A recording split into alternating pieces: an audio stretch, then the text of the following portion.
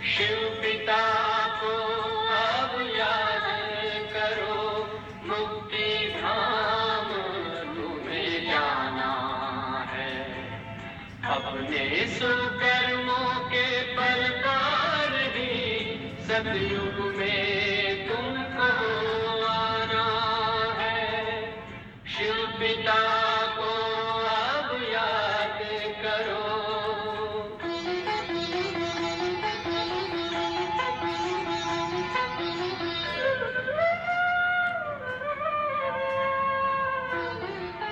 ये संगम का स्वर्णिम युग है, शिव पिता फिर से आया है।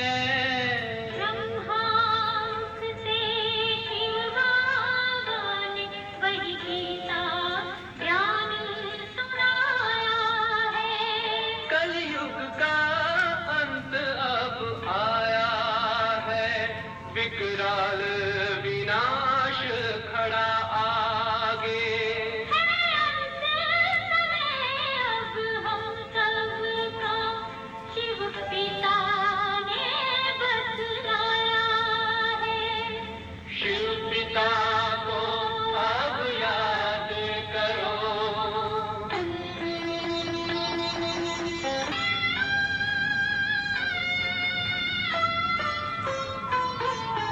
पांडव शिव शक्ति सेना की रणभेरी अब फिर बजती है। शिव बाबा के ज्ञान से फिर माया को मार भगाना है। शिव पिता को अब याद करो, सतयुग में तुमको आना है।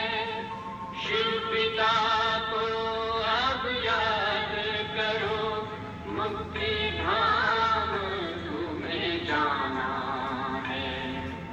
अपने सुकर्मों के बल पर ही सतयुग में अब तुम्हें आना है। धाम में तुम्हें सतयुग में अब तुम्हें आना है। धाम में तुम्हें जाना है।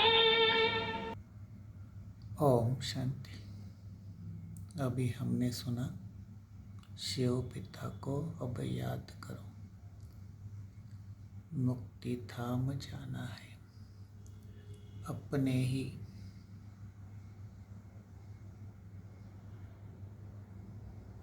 बल पर सतयुग में फिर से आना है। कौन सा बल? योग बल, पवित्रता का बल, ज्ञान का बल, सेवा का बल और आत्मा में सतो प्रधानता के दैवी गुणों का बल, धारणा का बल। तो क्या होगा? हम लक्ष्मी नारायण के राज्य में अपने सतयुग में उन जैसा बनकर शिव पिता की याद में रहकर मुक्ति धाम जाकर जीवन मुक्ति धाम अर्थात अपने नवयुग सतयुग में फिर से आएंगे। कितनी सिंपल सी गीत की बोल याद दिलाते हैं कि कलयुग का अब अंत है, विकराल विनाश सामने खड़ा है।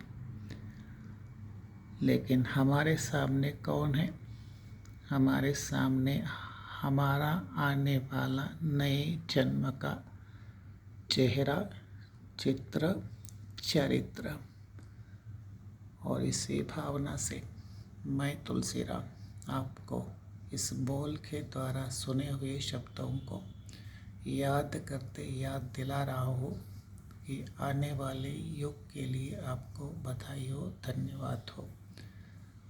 पहले बनना है प्रिंस प्रिंसेस, राजकुमार राजकुमारी, राधे कृष्ण समान। फिर वही बनेंगे लक्ष्मी नारायण, और 84 जन्मों के बाद वही लक्ष्मी नारायण बनेंगे संगम योगी ब्रह्मा सरस्वती। ओम शांति, ओम शांति।